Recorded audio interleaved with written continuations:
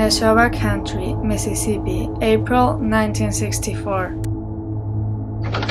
Get out of the car. Get out of the car! You too, boy. Get over there. Get up.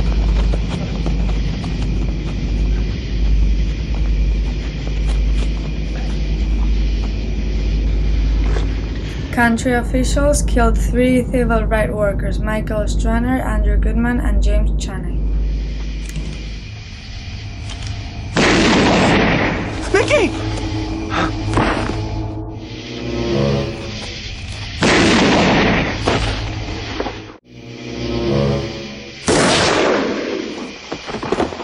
The 3 men were killed to symbolize hardcore resistance to integration. The Mississippi Summer Project brought hundreds of college-age volunteers to the most totalitarian state in the country.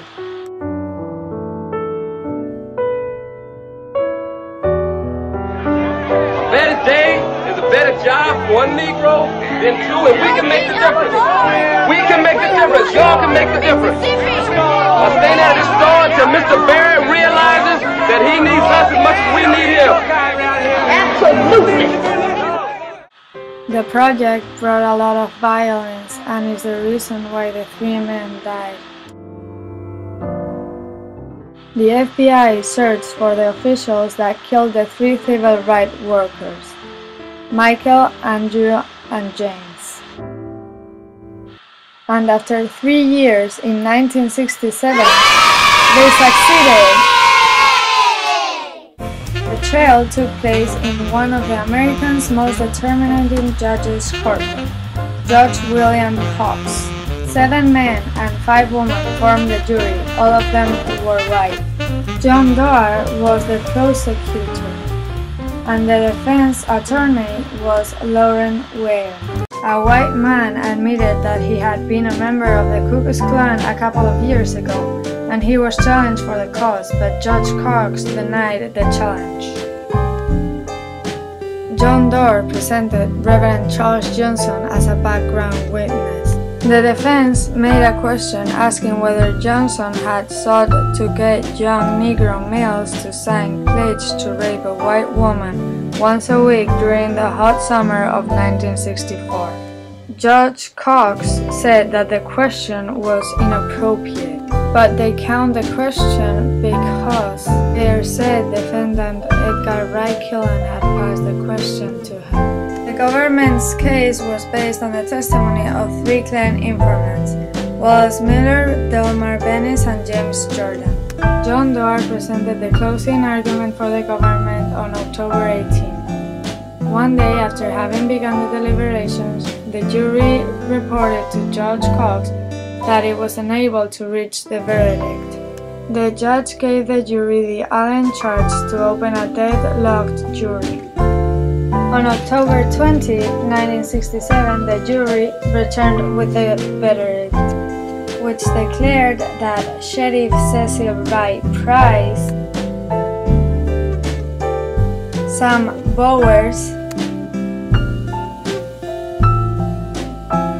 Wayne Roberts, Billy Wayne Posey, Jimmy Arledge, Jimmy Snowden, and Foyle Barnett were guilty, and Sheriff Lawrence Rainey, Olin Burrage, owner of the farm on which the bodies were found, Bernard Acking, Frank Herdon, Richard Willis, Herman Tucker, and James Harris were acquitted. But there was no verdict for Edgar Wright Killen, Jerry McGrew, or Glenn Barnett. The Civil Rights Act of 1964 were very significant in this case, as it was a conspiracy against the civil rights of Michael Straner, Andrew Goodman, and James Chaney. When When Johnson assumed office after Kennedy's assassination, he made a passage of the bill.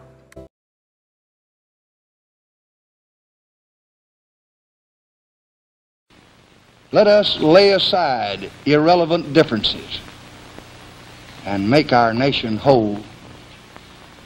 Let us hasten that day when our unmeasured strength and our unbounded spirit will be free to do the great works ordained for this nation by the just and wise God, who is the Father